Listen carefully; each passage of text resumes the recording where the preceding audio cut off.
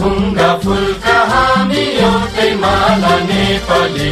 सार्वभौम भई फैलिएका मेची महाकाली